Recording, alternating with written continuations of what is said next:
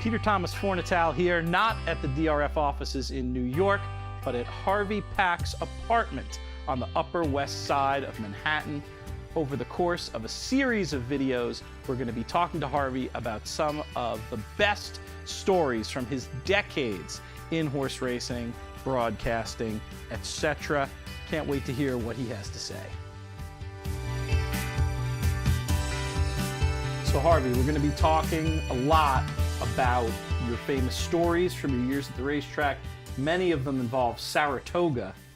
I know there's one in particular you're eager to tell about the horses themselves and how they make their way to the track. Well, that makes me even older than I am. That's not, 91 is enough. You're making me about 132.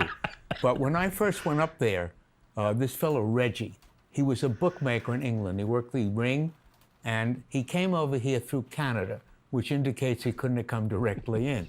But he made it, and he was a wine expert, owned a wine store, and he came to the track every day, and he used to hang out with us.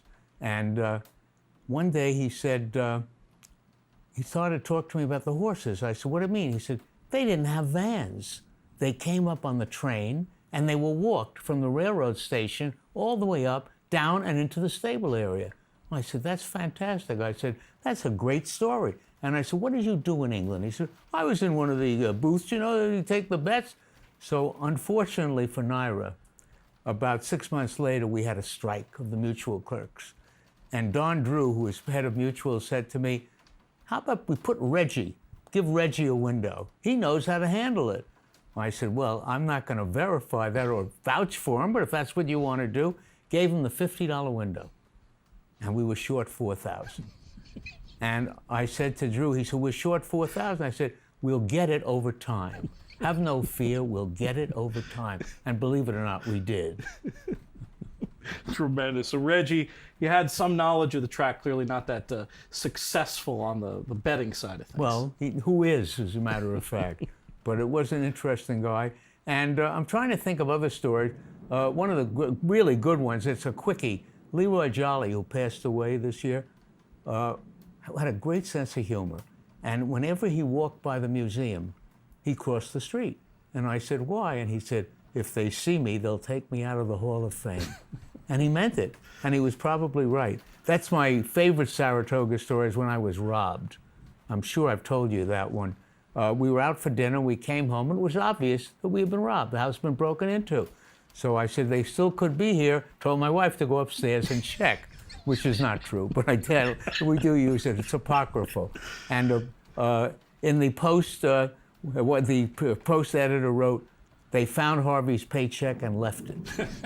And the guys told me that these were not dangerous criminals. They were not going to shoot anybody. 6 months later, they were caught in a shootout. And that's all fact. But the next day in the Saratogian, the headline, Harvey Pack and two others robbed. Who do you think the two others were? Jockey agents? Leroy Jolly and Sonny Werblin. The man who discovered, who made the Jets win their only Super Bowl, and Leroy Jolly, a Hall of Fame trainer, and me, a bum. It was unbelievable, but I saved it. It was a nice headline. You get billing over other sporting royalty. Saratoga must have been like that for you, a place where somebody in a city like New York, you're home most of the year, racing has a place in the sporting landscape, but it's not, certainly isn't the straw that stirs the drink. Up in Saratoga, very different. You must have been a celebrity up there. Well, in New York, occasionally a garbage man would yell, hello, Harvey. But up there, everybody knows you. And you go to restaurants and they know you. It's okay for 4 weeks and eventually 6 weeks. But on a year-round basis, I don't think I would have liked it.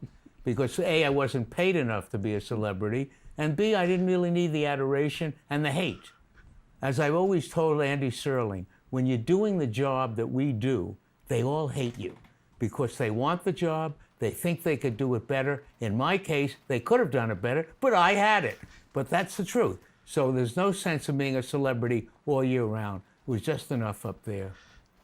You mentioned Andy. The first place I ever saw him and eventually got to know him were the seminars you used to host at Saratoga over the days. What were your first impressions of Andy, and what was it like working with him over the years? Well, I think he was 10, 12 years old, and he appeared on the track carrying a clipboard.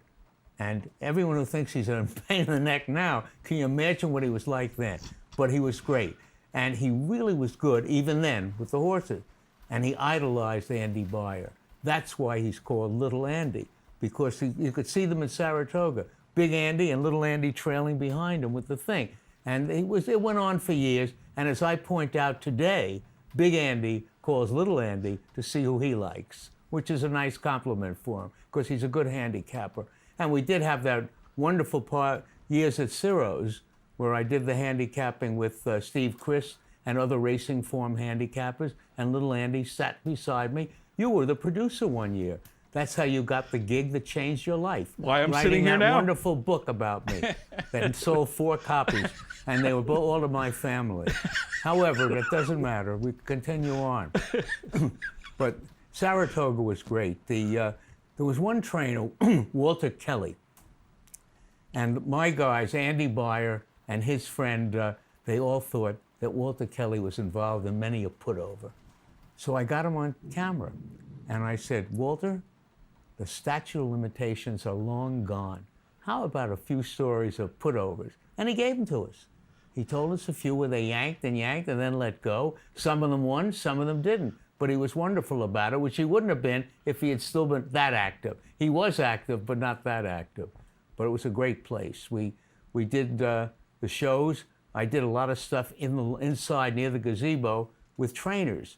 And it wasn't my idea. In fact, when it was presented to me, it meant giving up one day of tennis at Skidmore. I said, that's the stupidest idea I've ever heard. And they fought with me, and I finally did it. And they were right. Those were the best shows we ever did. We had Woody, we had Nero, we had all of them. And they were very talkative, and it were great interviews. I'm very proud of them.